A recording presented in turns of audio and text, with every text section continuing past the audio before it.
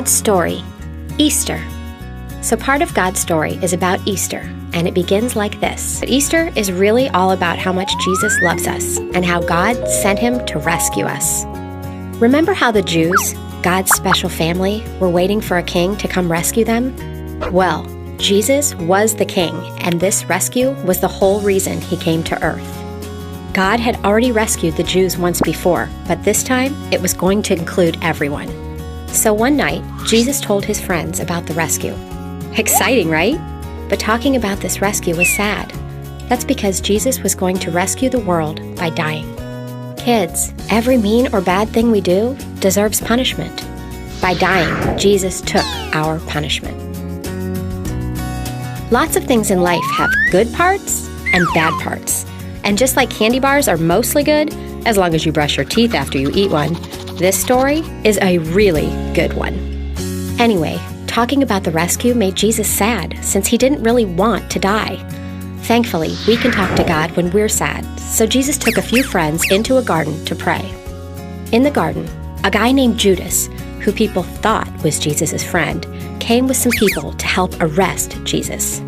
Peter, one of Jesus' true friends, was so mad he cut off a servant's ear with his sword. But Jesus didn't want his friends to hurt others, so Jesus healed the ear and let them arrest him. Then Jesus was taken to trial. One of the most powerful men in the city, Pontius Pilate, wanted to let Jesus go. But many of the people wanted Jesus to die.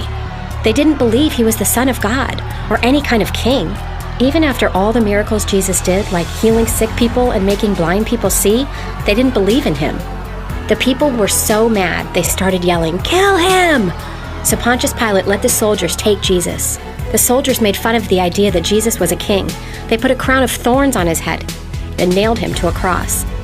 Many people watched, but not all of them wanted Jesus to die.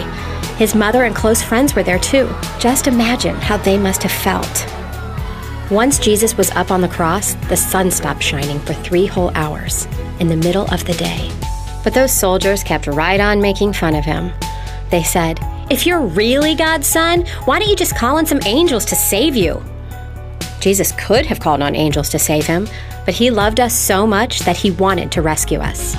So instead, he prayed to God, "Father, I place my life into your hands."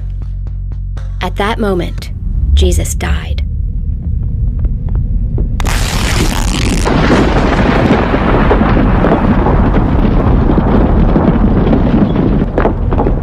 And when he died, the soldiers who had just killed him realized he really was the Son of God.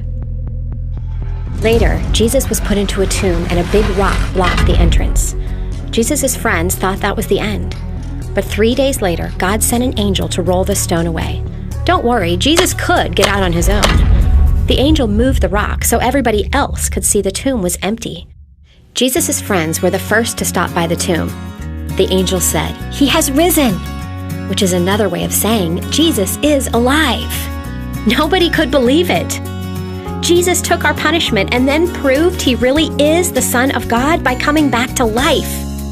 Now, if we choose to follow Jesus, God forgives us for all the wrong things we do because Jesus already took our punishment. And that's the story of Easter. But that's not all there is. Here's a quick version of what happened after the angel told the good news. Jesus' friends got scared. Jesus appeared to them. They saw his scars. It was really him. Now they could share the good news too. Jesus appeared to more than 500 people. He went back up to heaven, and the best part? He promised to come back someday for everybody who follows him. And all that is a part of God's story.